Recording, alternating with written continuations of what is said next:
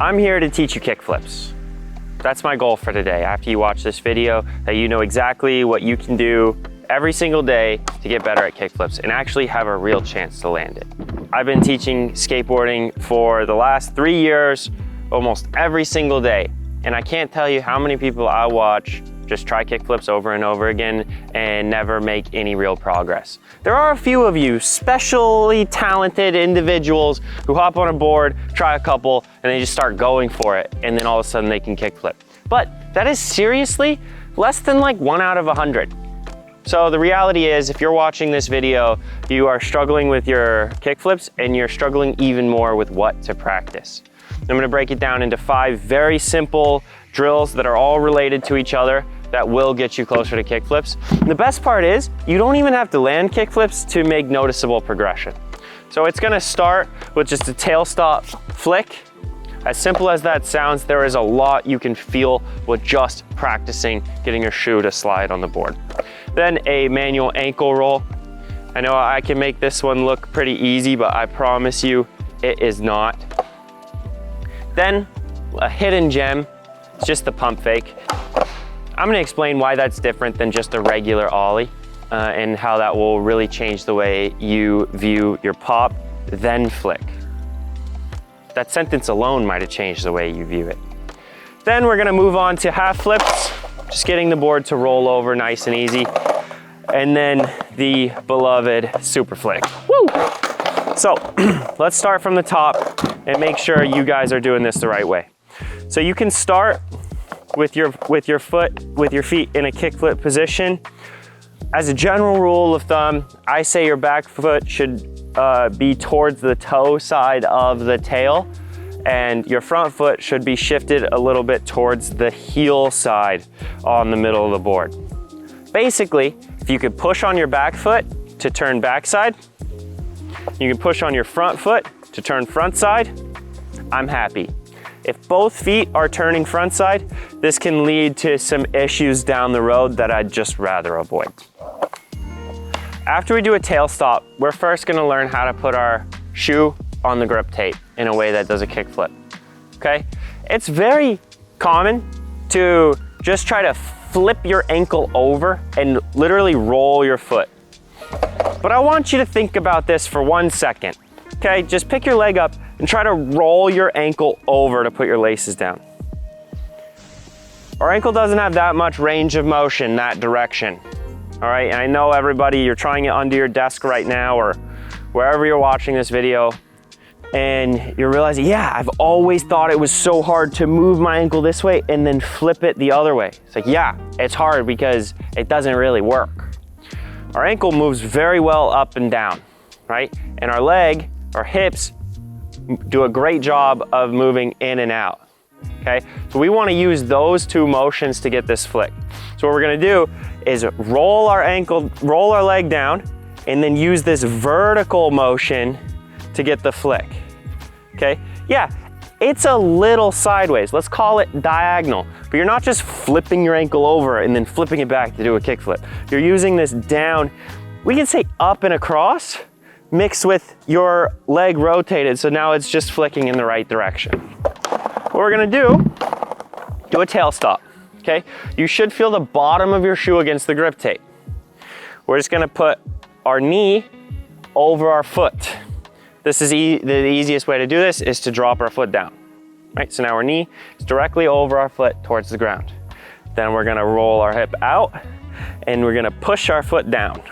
Okay, now you should be able to decide if you're using your pinky toe or more towards your big toe to get this flick. This is up to you where you want to feel the flick on your foot. Personally, I find my kickflips get better if I lean a little bit more towards my big toe. Then I am just gonna flick out and up, okay? By up, I do not mean like this, and I do not mean like this. By up, I mean the natural arc your foot will go if you leave your knee still and straighten your leg. Your foot will dip down at the bottom of the arc, and then your foot will come up at the end of the arc. Okay, so that's the flick that we're gonna be looking for. All right, tail stop, foot under the knee. Feel which toe you like to feel it on. Kick out and up, hold it, and then go on the board. The last thing you'll notice is as you flick your front foot out, you'll notice that your weight gets dragged towards your front foot. Don't let it drag you down. You're gonna have to find this flick, lean forward motion, and stay balanced. Boom. You know, as a kid, a lot of you guys growing up skating, these drills where you're just like doing a tail stop and flicking didn't exist because I personally feel like people just didn't understand how to actually connect that back to the kickflip. So you see a bunch of kids at the park who don't know how to skate, just doing like drills, but then they don't have any tools to actually make it useful. What I'm here to do is give you the simplest things to practice and then give you tools to make it useful, and skating will explode. Step number 2, manual ankle roll. Again, set up in a kickflip foot position, please. What are you guys doing here? Do a small manual and roll your ankle over. Okay, I'm holding this position to show you what it looks like, but you guys will be doing it more like this. If you have good balance and a good foot position, as you roll your ankle, you notice how your foot comes up into the air a little bit, okay? If I just roll it over, yeah, I can keep it down, but it's also pretty intuitive if I lift my foot just a little to help with the roll. You notice that my foot isn't going forward and rolling, okay? My foot is staying still and my knee is rolling out. So for me, it feels like my foot's moving backwards because that's the same motion. If I leave my foot still and move my knee out, or if I move my foot backwards, those feel like the same thing. So try to leave your foot still and roll your knee out as you pick it up, and you should start to feel the side of your shoe down on the grip tape. Once you feel the side of your shoe, push back on the board. Push into your front foot, try to push your wheels towards the ground and feel that tension, right? Your back foot is picking up the nose with that much pressure. Look, if I just take my front foot off, there's that much pressure loaded into the nose. So you're pushing back against that and really feeling the grip tape on the side of your shoe. The reason that we're doing this, because then if I just jump, everything unloads and snaps into a kickflip. It'll show you the tension that makes the board flip, and tension gives you confidence because then you don't have to try as hard to accomplish your goal. I love this analogy. It's like a slingshot, right? This position where you have all this tension down into the board, you're pushing on your front foot. It feels like you have this slingshot or this bow and arrow that you have fully locked and you're just ready to let go. And the let go is the board popping and flipping over. Let's move on to part 3, the pump fake. The reason it's called a pump fake is because we are putting our front foot in the spot we're gonna flick from without flicking. The reason is because flick location, strike location is so important for consistency on the flick that it's beneficial to practice that without releasing, okay? The problem with the release, not to be too harsh, but you're probably doing it wrong and skipping the strike point focus. And if you're just doing a release that's not working over and over and over and over and over and over again, you're not really getting anything beneficial out of your practice. So I would rather you work on the earliest problem, which is your strike location, and just isolate that, okay? We're gonna do this a little bit differently than you'll do a regular ollie. Regular ollie is not nearly as important in your front foot position, okay? I can do an ollie and have my toes off of the board. I can do an ollie and never even slide my foot up the board. It just doesn't matter, depending on your goals. Flick location is not nearly as simple. So we're gonna follow what we did with the tail stop and foot movement to find your flick location. So it's gonna feel like you're moving your front foot up, backwards, your leg a little bit around, and then you're just gonna push slightly on one of your toes on the grip tape. So it's a combination of the tail stop flick setup and the manual ankle roll. Okay, you should be able to feel that pressure against the board to find your flick location. I recommend that you pick a spot on the grip tape that you want to find your flick location and then practice hitting that spot over and over without flicking. So for me, I have two different spots that I like to flick from. I can flick from lower down here on the, like below the trucks, or I can flip off of the nose. So depending on what kind of flick I'm going for, I can pick a different pump fake spot that I want to work on. And the ankle motion is going to feel a little bit different depending on where you want to hit. The only thing I want you to avoid is starting with your foot too far below the spot you want to hit, okay? If you want to hit even the spot just below the front trucks, avoid starting your front foot really low because that's going to force you to slide your foot up into that spot with too much pressure and too fast, okay? I want you to put your foot on the board one ankle roll away from your spot. So you're not actually trying to slide your shoe along the skateboard. You're trying to keep it still and just manipulate your leg and to hold the board on that spot on your foot. Okay, your ollie should really feel like your foot is just flipping into the grip tape and back to the ground. Okay, those are the three main things that you should practice before you start flipping the board. Now that you want to flip it, let's go about it in a balanced and appropriate way. You need to be able to feel the board roll over, okay?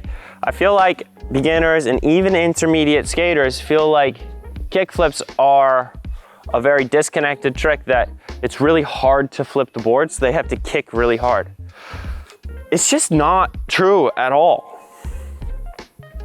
Your board should be in the air when you want to flip it. So like, the skateboard essentially weighs nothing. Like it's literally floating in the air. Like it's really easy to get this thing rolling over. So I want you to use that tension.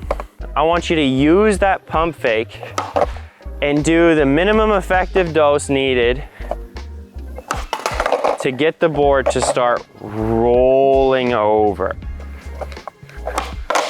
I say rolling instead of flipping because that has this the idea that you're feeling it with your front foot and your front foot doesn't slap at the board or kick at it. It actually pushes the board. It starts to push the board around, and even when the board starts rolling, you don't lose connection right away. It's like you can roll the board over your foot. That's a very important feeling to have because we're gonna use that roll later down the road to initiate the flick. And then, that's after it starts rolling, you add a little bit of power, a little bit of snappiness, and you have kick flips. If you're not feeling that roll, that means you could have any problem in the world. There's too many problems to name. You could be kickstarting it, you could be doing a really awkward sideways flick, you could be doing so many things. But there aren't a lot of ways to do a bad, slow roll. Right, if you can do that, I think you're in pretty good shape. So, now we're gonna look at super flicks. This just means you're flipping the board hard without any intention to land on it to feel what your legs are really doing when you add power. It's a good idea to try to get the board to land on the ground before your feet, meaning like you stay above the board, not over the top of it, but you stay higher than the board. use the same foot position you do for pump fakes. Use the same technique you do for each and every drill. Don't focus so much on the roll, but focus a little more on adding a bunch of power. What's gonna happen is you'll realize that there's not a whole lot of difference between the least amount of power that you have and the most amount of power that you have. I mean, it might be one whole kickflip different, but for a lot of you guys, especially as beginner and intermediate skaters, they're gonna be a very similar amount of power. And this is actually designed to give you confidence, not take your confidence away. If you're trying to do half flips and you're accidentally flipping it all the way, which happens to a lot of students, that's the reason I came up with this drill, is a slow and efficient flick is better than a fast, inefficient flick. Your slow flick might accidentally flip all the way, and your super flick might only flip one, maybe 1.5 times. So all of a sudden they're the same thing. And in my hope is in your brain that flicks a light switch that says, oh, efficiency is better than strength. I should practice my manual ankle rolls. I should practice which toe I'm using, because those are the things that make the difference, not just how hard you are kicking. Okay, good luck with your kickflips, everybody. I am rooting for you. You can practice this every single day till you can kickflip, and I would be very happy with that. Okay, I'll see you guys at the next video.